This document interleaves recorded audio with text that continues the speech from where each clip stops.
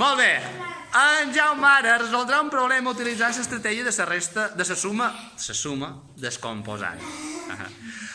El problema és el següent. Dissabte de Sant Antoni, que era dimarts passat, vaig gastar 25 euros en tot el dia. L'endemà, que era dimecres passat, ahir, em vaig gastar 57. Quant de tot més m'he gastat en aquests 2 dies? Pues jo se m'envia 25 més 57 euros. Primer descomposaria 25 amb un 20 i un 5 i el 57 amb un 50 i un 7.